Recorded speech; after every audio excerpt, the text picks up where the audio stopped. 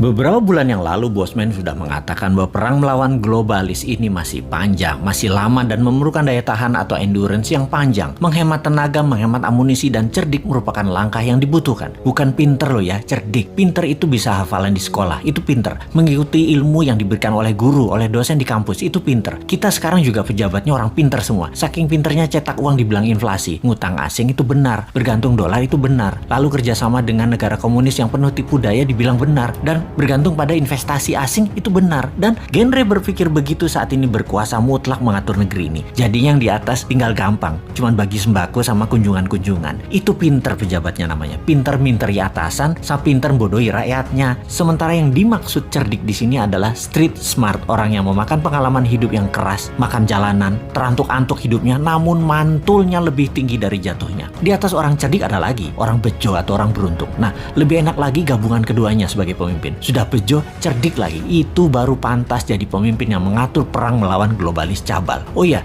sebelum lanjut kita harus membedakan pebisnis globalis dan globalis cabal. Cabal adalah secret society, lebih menginginkan kepengendalian mutlak atas kehidupan manusia. Cabalis itu sudah pegang kendali atas teknologi, atas informasi, kendali atas komunikasi, sistem keuangan, dan sekarang kendali ke arah dua hal yang penting, yaitu kesehatan serta makanan. Musuh negara tidak berdaulat yang pemimpinnya oportunis itu bukan hanya dua negara besar, Tiongkok dan Amerika, tetapi ditambah juga globalis cabal. Jadi ada tiga musuh sebenarnya. Kita detailkan ketiganya, pengendali negara lemah tersebut. Pola kendali terhadap negara lemah atas dua negara besar dan kelompok globalis adalah tiga strategi Tiongkok, yaitu menggunakan soft power kalau Tiongkok ya. Pertama, kendali atas media massa sebuah wilayah. Nomor dua, kendali atas pejabat pemerintahan wilayah yang ditarget serta anggota parlemennya. Kemudian nomor tiga, kendali atas peraturan hukum dan penegakan hukum di wilayah tersebut. Di sisi lain, strategi Amerika itu menggunakan hard power, yaitu tekanan militer, terorisme, ideologi, humanitarian, menggunakan organisasi multilateral seperti IMF, PBB. Semua adalah tool Amerika untuk menyedot aset harta negara lemah. Strategi globalis cabal adalah pegang sosial media, informasi, dan big data. Mereka bukan mau menguasai wilayah hajat hidup seperti Tiongkok, ambil sumber daya alam seperti Amerika, kendalikan energi dan oil, serta dolar. Bukan. Globalis cabal kendalinya atas data, atas minat interest seseorang, mengubah tindakan perilaku, merubah society, merubah dunia dengan merekalah pemegang kendali hidup manusia, bukan hanya wilayah. Globalis cabal anti negara, anti nasionalisme, senang atau mendukung pemimpin otoriter yang bisa dikendalikan oleh mereka. Jadi saat ini perangnya ada tiga front, Tiongkok, Amerika, dan globalis cabal. Globalis saat ini pegang kendali atas big farmasi atau perusahaan obat-obatan besar serta kesehatan. Alat tes COVID, virus COVID, dan vaksin adalah satu paket globalis cabal yang punya. Sistemik sekali kerja mereka, didesain panjang sejak 15 tahun yang lalu. Detail, rinci, terarah, lengkap dengan perang medianya, desain ketakutannya, dan alat yang disebut COVID atau virus yang sedikit lebih mematikan dibandingkan flu itu.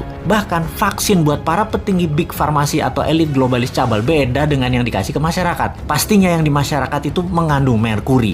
Ini kata Data Intelijen Pertahanan Internasional loh ya, mudah-mudahan data ini salah. Vaksin globalis paling nggak suka dengan imunoterapi atau imunodulator, peningkatan imunitas yang dipakai untuk melawan mereka. Karena tidak bisa didata, tidak bersertifikat. Mereka globalis cabal yang perlu bukan hanya vaksinnya laku, PCR antigennya laku, sebaran virusnya cepat dan meluas, tapi data itu tidak kalah penting bagi mereka. Globalis menyarankan pakai masker dan lockdown di banyak wilayah sesuai dengan saran versi globalis. Semua sudah dibuat protokolnya sehingga efeknya perangnya panjang. Ada yang improvisasi, misalnya pakai imunoterapi lokal, lockdown ringan bergantian, ekonomi jalan biasa, pakai data center satelit sendiri, komunikasi pakai tool negara tersebut sendiri, sosial media punya sendiri, negara tersebut nggak akan rubuh, ekonomi jalan dan COVID musnah dalam sekejap. Anti saran globalis dan melawan mainstream pasti menang.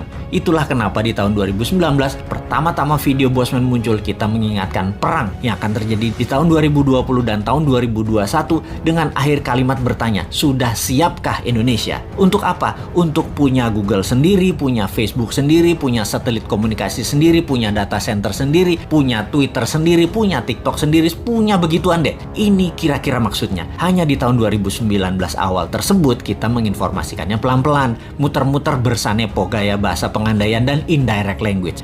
Ternyata nggak paham gaya bahasa beginian.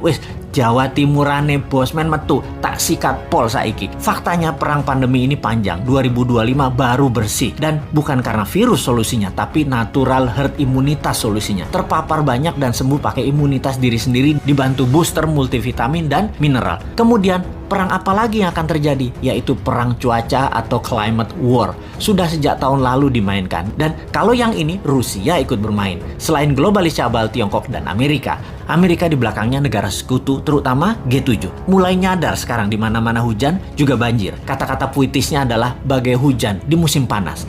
Jadi kenyataan benar karena ya direkayasa cuacanya. Masihkah tidak sadar juga setelah pandemi, maka kesengsaraan lain akan terjadi, yaitu kelangkaan pangan. Sudah siapkah kita? Atau seperti 2 tahun ini, walau sudah diingatkan tetap aja menjalankan semua seakan-akan seperti anak SD gambar pemandangan 2 gunung, matahari, dan sawah. Wapokmu kapan?